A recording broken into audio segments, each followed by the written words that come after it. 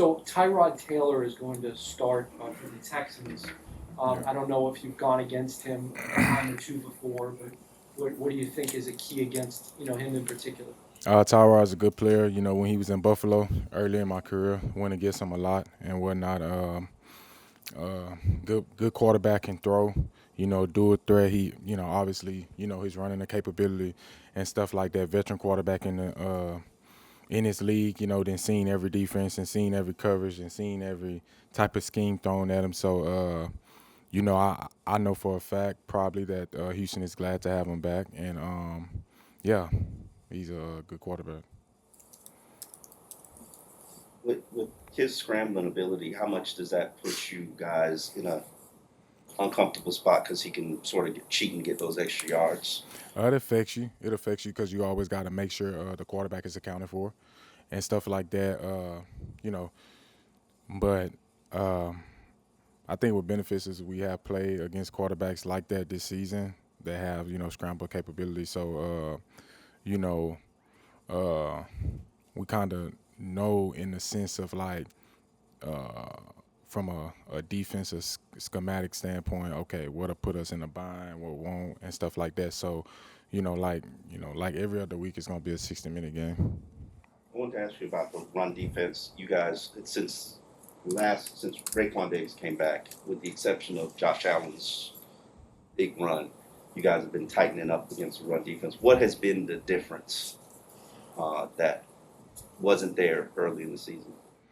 Um, uh, I think we just honed in as a defense and just started just really honing in as a defense. Fixing some things and just been playing better run defense and stuff like that. So I think it's all 11 whoever's on the field defensively type job. And whatnot. So yeah.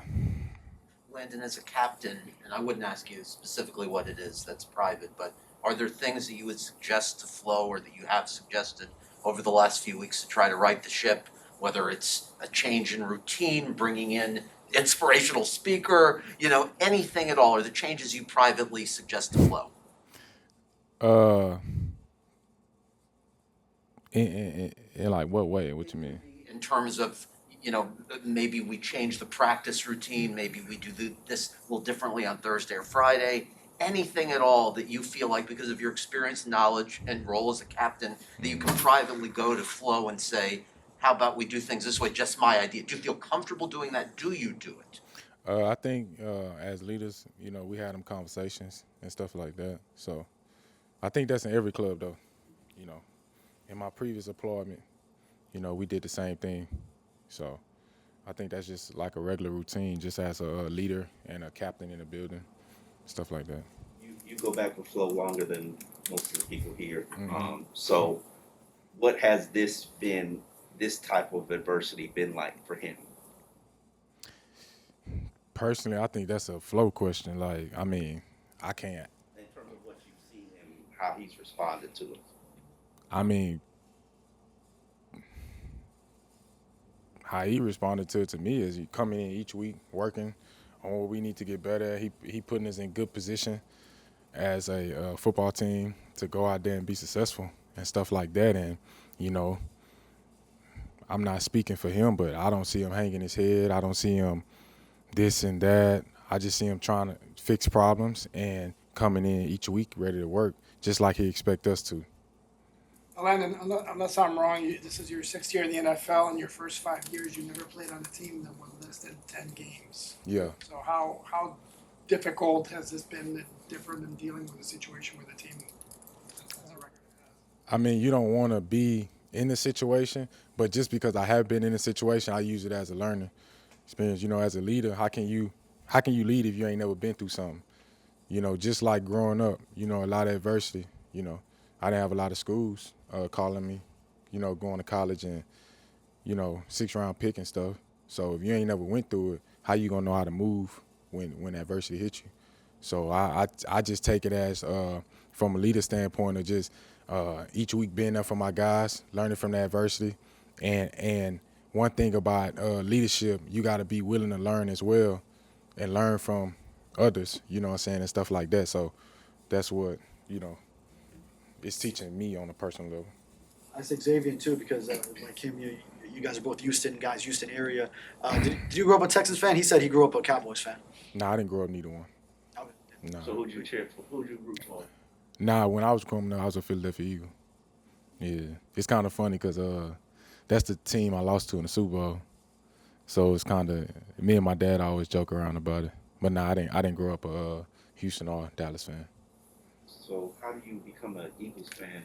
I liked it, Donovan McNabb, black quarterback, stuff like that. A lot of people afraid to say that, but I'm not afraid to say I was going for him because he was a black quarterback. Then I kind of just fell in love with that organization.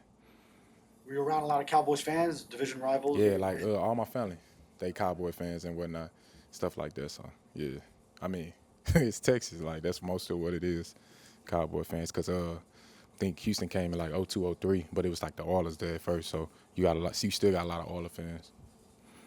I wanted to ask you, you mentioned something earlier that if you never went through adversity, you learned from this leadership experience. Yeah.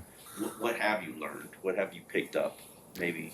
I picked up a lot. Even from like I said about flow standpoint, like ain't no head hanging, ain't no this, ain't no that. Like we gonna get better. We gonna get better as a team.